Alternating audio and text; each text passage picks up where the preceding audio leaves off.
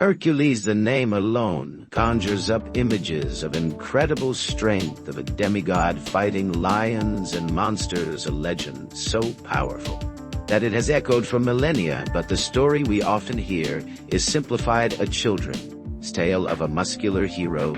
The real story of Hercules is much more complex, much more human, and dare I say, much more tragic than we often realize. Our story does not begin with heroic deeds. It begins with betrayal. Hercules was born in the city of Thebes, the son of the god Zeus, king of the gods, and Alcmene, a mortal woman. That's where the trouble begins. Hera, Zeus' wife, was consumed by jealousy, and her wrath would follow Hercules throughout his life. From the very beginning, he is caught in the crossfire of a divine internal struggle. Imagine growing up knowing that you were the product of an affair, and that one of the most powerful beings in the world was conspiring against you every day of your life.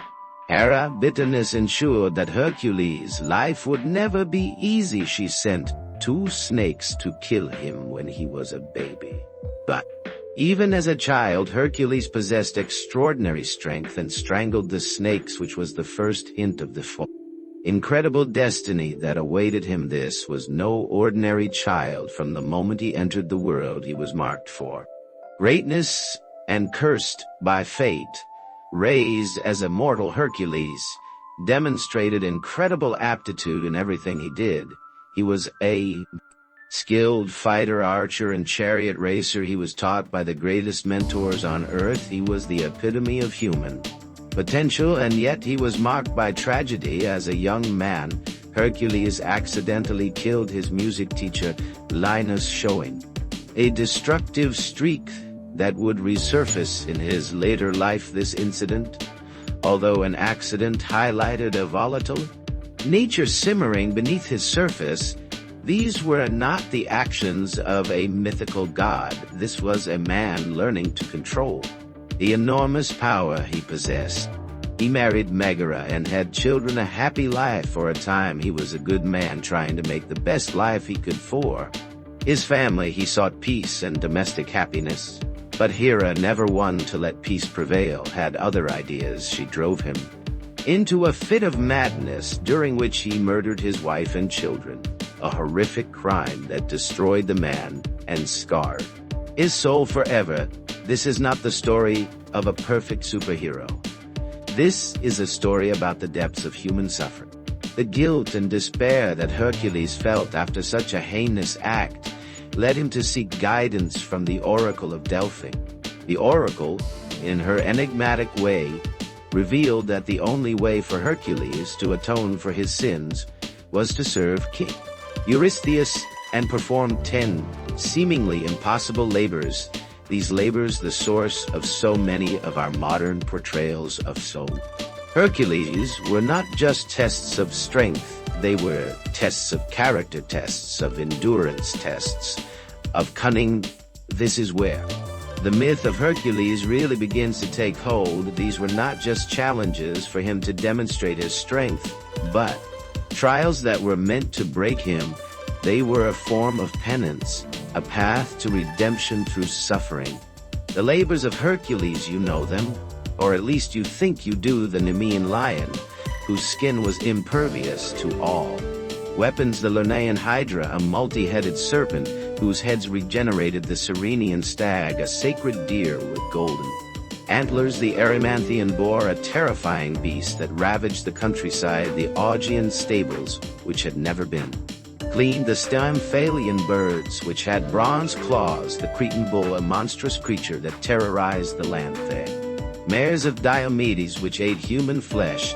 The girdle of Hippolyta, queen of the Amazons. The cattle of Geryon, a 3-bodied giant. The apples of the Hesperides, guarded by a dragon. And finally Cerberus, the 3-headed guard dog of the underworld. Each labor was a challenge to both his physical strength and his mental fortitude. He didn't just subdue monsters, outwitted them. He showed not just strength, but resilience, resourcefulness, and courage. These weren't just mindless acts of brute force. They were tests of a man trying to redeem himself. However, the king Eurystheus hated Hercules and gave him 2 more labors, meaning he completed not 10 but 12 in total. But even after the labors, Hercules' life was far from over. He never truly freed himself from the shadows of his past and continued to travel, taking part in great adventures. He was part of the Argonauts' quest for the Golden Fleece, a truly global journey. He faced more monsters, navigated uneasy political alliances, and continued to deal with the consequences of his past actions. He engaged in more conflicts and faced more trials. He was driven by a desire for justice, and yet his anger was always ways. Close to the surface, he was a figure of extremes, capable of incredible acts of kindness and devastating bouts of calm violence. He was not just a hero. He was a man in constant conflict with his own inner demons. Hercules finally found a semblance of peace and happiness again when he married Deianira. However, it was not to last. His story took a final turn toward tragedy with the centaur Nessus, as Hercules and Deianira crossed the river Nessus. Attempted to attack Deianira, Hercules killed Nessus with a poisoned arrow, but the centaur had his revenge, for with his dying breath he told Deianira that his blood was a love potion. Deianira, believing in Nessus, collected the blood and kept it. When she suspected that Hercules was falling in love with another woman, she smeared the blood on Hercules' cloak. But this was no love potion. It was poison. When the poison took hold, Hercules, in unimaginable pain, sought final release. Hercules, a man of great sorrow, decided to embrace his destiny. He built his own funeral pyre and lay upon it begging for an end to his suffering. The flames consumed him, but his journey was far from over. Zeus, his father, finally took pity on him and raised him to Mount Olympus, granting him immortality. This man, who had spent his life in struggle, had finally found peace.